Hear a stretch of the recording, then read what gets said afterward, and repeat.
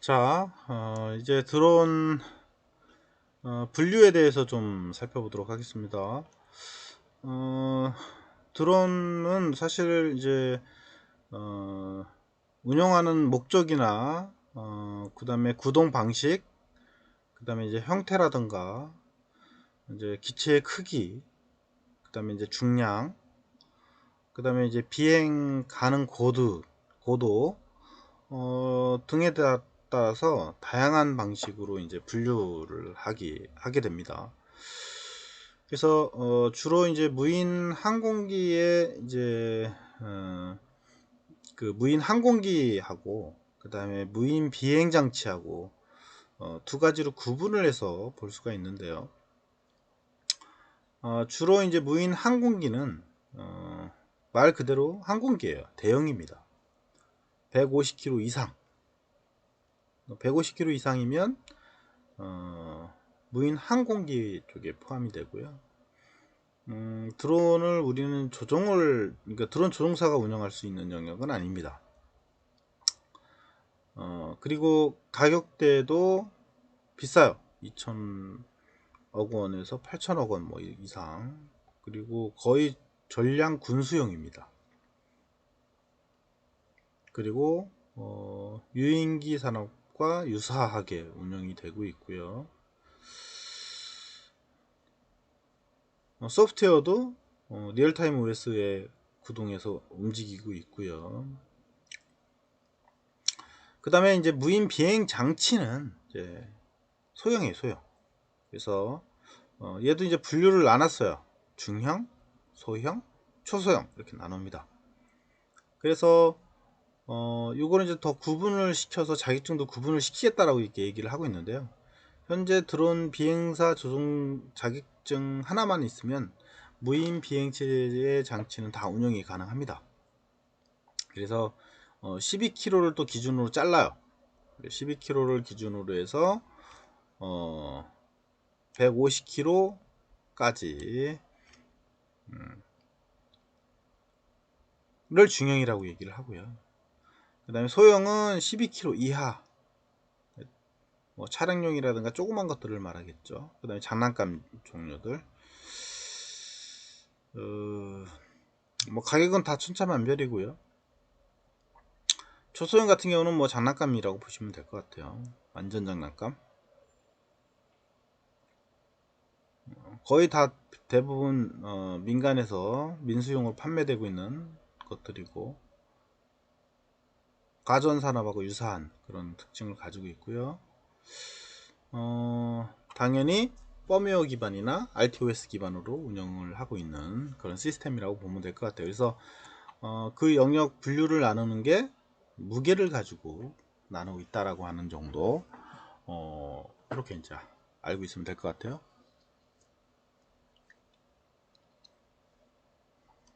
그리고 아까 얘기했던 것처럼 운영되는 무인 항공기에 운영되는 그 위치가 150m를 기점으로 해서 이상이냐 이하냐를 가지고 나뉜다 라고 하는 거. 150km 이상은 무조건 무인 항공기고 150m 이상에서 운영을 해야 돼요. 뭐 밑으로 운영도 해도 되는데 그 이상에서 운영되는 개념이고요. 얘가 일반 뭐죠? 비행기하고 충돌할 수가 있기 때문에 운영할 때 조심을 해야 하는 부분이 있고요. 현재 우리 한국에서도 미국 거를 도입을 해서 운영을 하고 있습니다. 하나 떨어뜨려 먹으면 엄청난 비용을 날리게 되죠. 군에서 운영을 하고 있고요.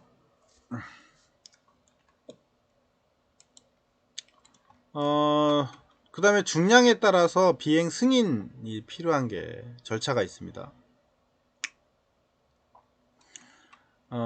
그래서 이제 그 우리가 드론 비행의 절차가 있는데요. 이때는 이륙 중량을 가지고 따져요.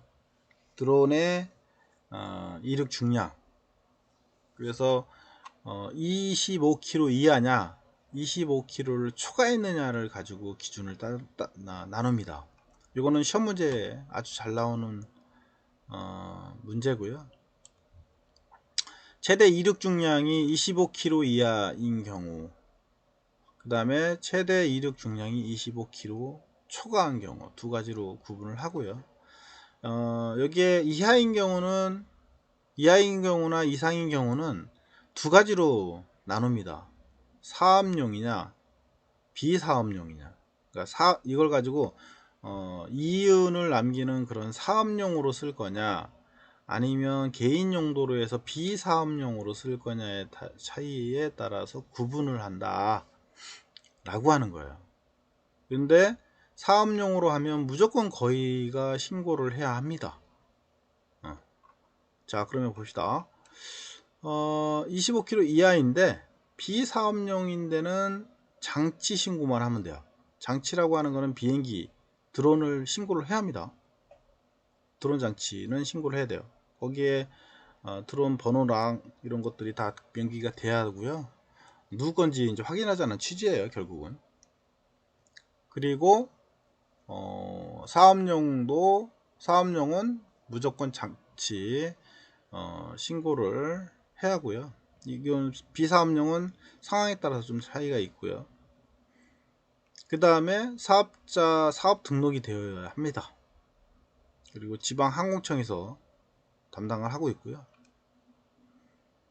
그 다음에 조종사 증명이 있어야 하고요.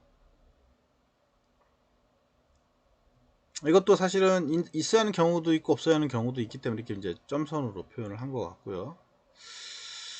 그 다음에 비행 승인을 받아야 하는 경우가 있다는 거죠. 여기 조종사 증명은 교통안전공단에서 받습니다. 요게 이제 부처가 다 틀려요. 그리고 비행 승인은 비행 금지구역, 그 다음에 관제권에서 비행하거나 그 밖에 동일 공역에서 150m 이상 고도를 비행하는 경우에만 승인이 필요하다, 이렇게 나와 있죠. 비행 금지 구역은 정해져 있습니다.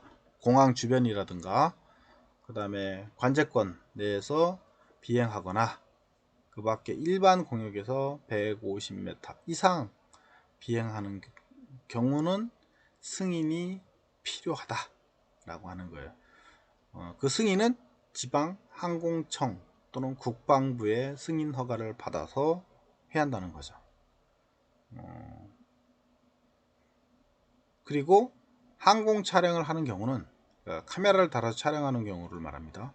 항공 촬영하는 경우는 국방부의 별도 허가가 필요하다. 왜냐하면 이 촬영하는 거는 군을 찍거나 뭐 이렇게 할 수가 있기 때문에 반드시 항공 촬영을 하는 경우는 국방부의 별도의 허가가 필요하기 때문에 유념해야 합니다. 이걸 어기게 되면 벌금이나 이런 걸 물 수가 있어요. 조심해야 하고요. 이하일 때는 그나마 좀 약해요. 근데 25kg를 초과를 해버리게 되면 이제 까다로워지죠. 어쨌거나 사업용 같은 경우는 장치 신고해야 하고요. 그 다음에 사업 등록을 해야 하고요. 그 다음에 필요한 게 뭐냐, 안전성 인증이 필요합니다. 이 기체가 안전하다 안하다 라고 하는 인증서가 필요합니다. 반드시 받아야 하고요. 인증서라고 하는 거는 전파 인증이라든가 무선 인증이라든가 뭐 이런 것들이 100% 필요하고요. 어떻거나 모든 무선 장치에 관련돼서는 25kg 이하든 이상이든 반드시 전파 인증을 받아야만 판매가 되고요. 이 드론에 대한 안정성 인증이 또 필요하다는 거죠. 교통안전공단에서 수행을 하고요. 그 다음에 조종사 증명서가 있어야 하고요. 그 다음에 25kg를 초과한 경우는 비행 승인을 받아야 한다. 그래서 초경량 비행장치 전용구역 28을 비행하는 경우에만 승인 불필요하다. 그래서 초경량 비행장치의 전용구역이 있어요. 비행을 할 수 있는 구역이, 그 구역에서는 비행하는 경우에만 승인이 불필요하다 라고 하는 거죠. 그러니까 우리가 이제 농업용 드론 같은 경우는 25kg를 넘으면 승인을 받아야 돼요. 꼭 알고 있도록 하고요. 얘도 마찬가지로 촬영용이다. 그러면 국방부의 특별한 허가를 또다시 받아야 한다. 아주 중요합니다. 이게 거의 시험 문제고요. 드론을 운영하는 데 있어서 꼭 알아야 하는 내용이에요. 이거는 아주 중요한 내용이죠. 25kg 이하냐, 그러니까 이륙 중량이에요. 최대 이륙 중량.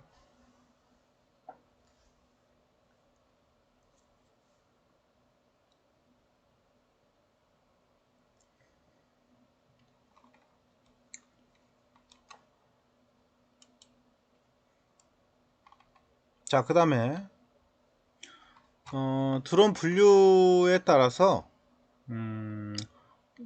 분류는 고도에 따라서 이제 나뉜다 라고 하는 거고요. 고도에 따라서 구동 방식에 따라서 고정익, 그 다음에 회전익,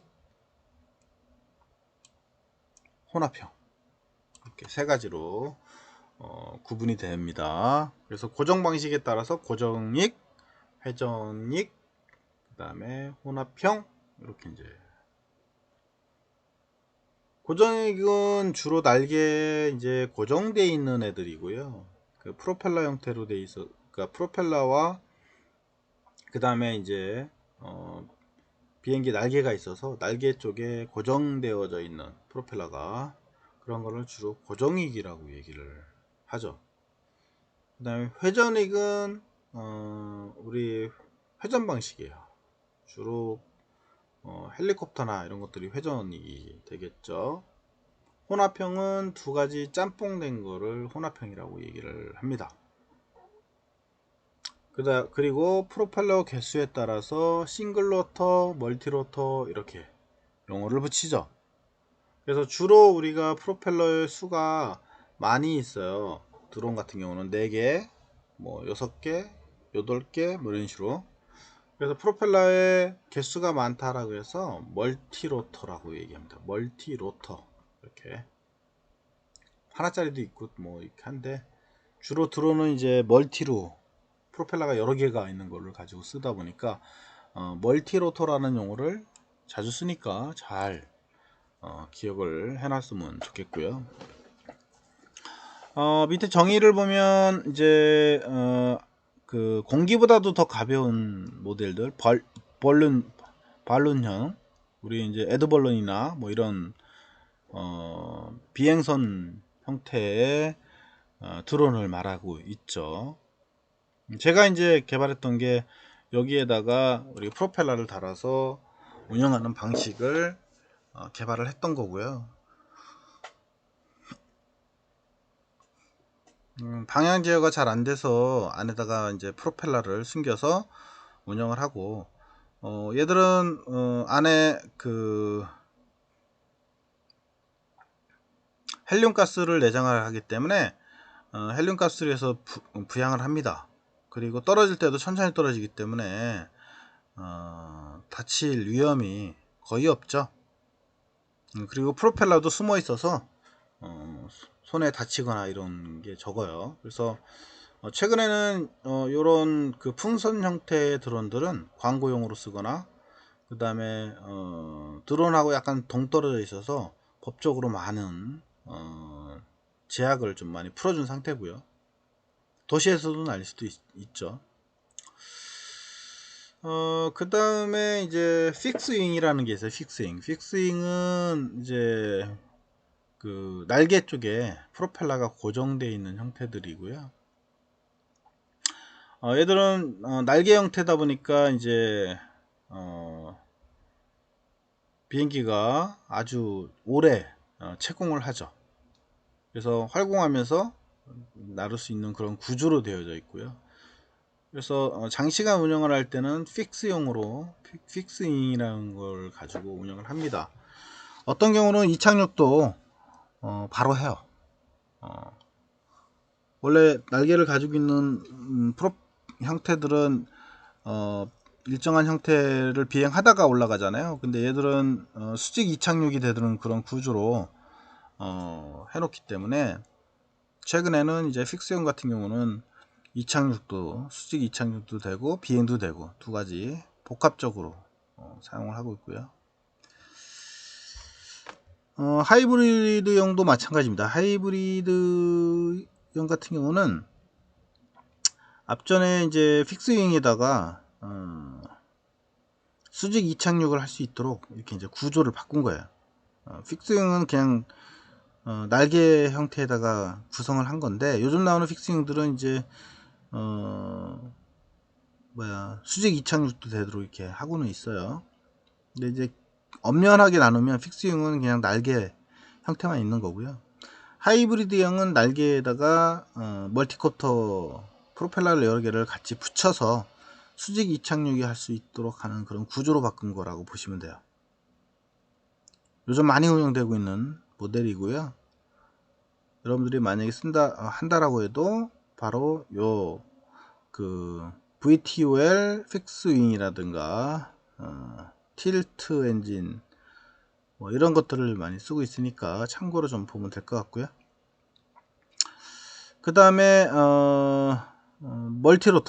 멀티로터는 프로펠러의 수가 여러 개예요. 뭐 3개, 4개, 뭐 6개, 8개 뭐 이런 식으로. 그래서 거기 보면 멀티로터가 트리콥터, 그 다음에 쿼드컵터, 헥사컵터, 그 다음에 옥토컵터 이렇게. 그래서 프로펠러의 개수가 몇 개냐에 따라서 이제 이름이 달라집니다. 프로펠러 개수가 많으면 많을수록 좀 안정적이고 좋죠. 그렇지만 배터리 소모량이 또 많아지기 때문에 전체적으로 드론이 운영되는 시간은 비슷합니다. 그래서 우리가 한 20분, 맥스 20분으로 잡고 있는데 딱 아이디얼하게 20분까지 버티는 건 아니고요. 한 13V, 13분 정도? 이 정도 운영을 하면 배터리를 교체해 주는 게 좋습니다. 그리고 배터리는 너무 닳아버리게 되면 배터리가 망가지기 때문에 재충전이 안 될 수도 있고요. 그렇습니다. 그 다음에 싱글로터는 우리 헬리콥터 같은 경우들, 그죠? 프로펠러가 하나죠. 근데 그 안에 이제 프로펠러의 각도를 조절할 수 있게 하는 게 들어가 있어요.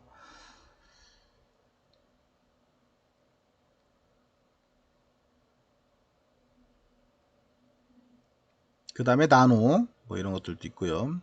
소형들, 특수한 것들. 그래서 드론의 종류는 다양하다. 이렇게.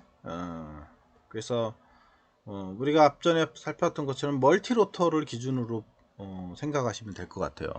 멀티로터. 드론은 주로 멀티로터를 우리가 드론으로 많이 얘기를 하고 있고요. 현재도 거의 다 멀티로터 위주로 해서 드론을 설명하고 있습니다. 자, 그러면 이 프로펠러가 멀티로터 중에 프로펠러가 4개인 경우, 지금 여기 그림에서 보이는 것처럼 프로펠러가 여러 개인데 4개인 경우에요. 지금 현재 이거를 우리는 쿼드커트다. 쿼드가 이제 4 뭐 이런 의미를 갖습니다. 그래서 주로 이제 회전익이라고 우리가 얘기를 하고요. 회전익은 프로펠러가 이제 회전하면서 돌아가는 타입들을 말하고, 그 프로펠러가 여러 개가 있다 해서 이제 멀티로터라고 이렇게 얘기를 합니다. 그리고 프로펠러의 개수도 4개예요. 4개. 프로펠러 개수도 4개.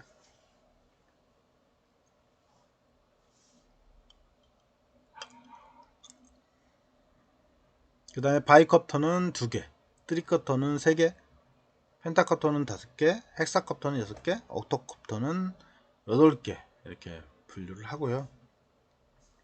그 다음에 로터의 배치, 그러니까 모터의 배치에 따라서 이런 지금 여기 그림에서 보는 것처럼 이렇게 X자 형태로 배열을 할 거냐 모터를, 아니면 T자 형태로 모터를 배열할 거냐.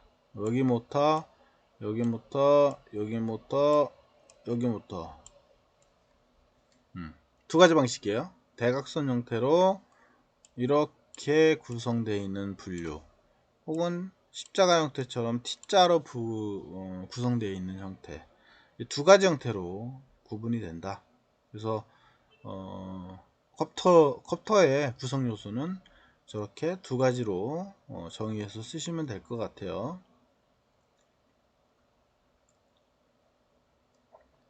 그 다음에 이제 S형 쿼드콥터인데요. X형 쿼드콥터는 중요한 게 이제 프로펠러의 방향이 중요합니다. 여러분들이 여기 1번 같은 경우는 이게 이제 전방이라고 봤을 때 여기를 우리가 1번이라고 합니다. 왼쪽에 앞에 쪽에 1번이라고. 그 다음 2번, 3번, 4번 이렇게 시계 방향으로 돌립니다. 그러면 1번은 시계 방향, 그 다음에 3번은 시계 방향,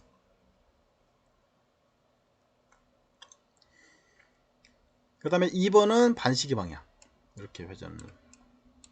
그 다음에 4번도 반시계 방향. 그러니까 대각선으로 같은 방향이다, 이렇게 보시면 될 것 같고요. 그래서 1번하고 3번이 시계 방향이다 라고 하면 3번이나 4번,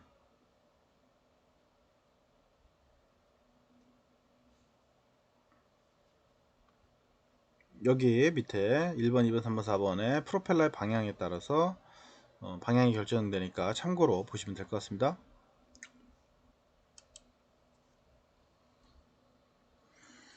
그 다음에 이제 우리 그 헬리콥터인 경우인데요. 헬리콥터는 싱글로터죠. 근데 싱글로터는 플롭이 하나잖아요. 하나로 돌면은 어떤 현상이 일어나냐면 회전을 합니다. 몸체 자체가, 이 기체 자체가 같이 회전을 하게 돼요. 그렇겠죠? 한쪽 방향으로 회전하니까. 그래서 그 회전 방향의 반대 방향으로 추진할 수 있게 해요.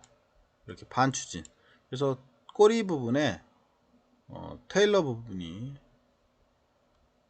로터가 이제 존재하는 거죠. 그래서 얘를 바람을 불면 얘가 원래 이렇게 회전하잖아요. 막 이렇게 회전하잖아요. 그러면 얘가 여기서 바람을 불어주게 되면 얘가 버티고 있겠죠. 이 몸체는 버티고 프로펠러만 이제 회전을 하게 될 거예요. 그래서 우리가 이 프로펠러, 그러니까 헬리콥터는 바로 이게 회전하는 방향의 반대 방향으로 추진력을 줘서 얘가 회전하지 않도록 구성을 하죠. 그래서 가끔 영화에서 많이 봤을 거예요. 헬리콥터가 비행하다가 꼬리 부분이 어디에 맞아요. 한 대 맞거나 아니면 뭐 맞거나 고장났다. 그러면 그 헬리콥터가 회전하는 걸 봤을 거예요. 윙 돌아서 떨어지거나 막 추락하잖아요. 그게 이제 그 이유예요. 그래서 이제 사실은 이제 그 메인 블레이드가 회전을 하게 되면 요 헬리콥터는 급격하게 떨어지지는 않습니다. 어쨌거나 회전하니까.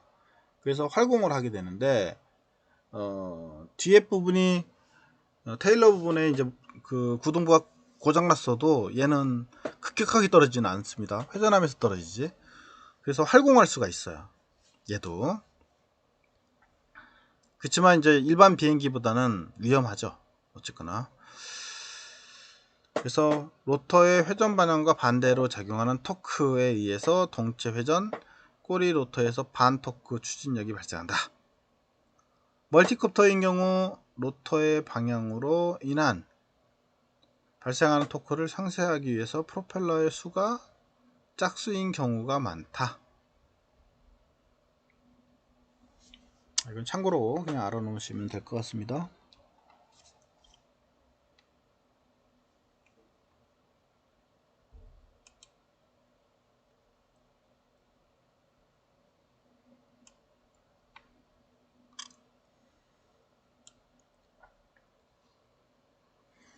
그래서 이제 다음 쿼드코프터 소개에 대해서 좀 이제 비행기에 작용하는 힘에 대해서 좀 우리가 알아보려고 합니다. 좀 쉬었다가 나가도록 할게요.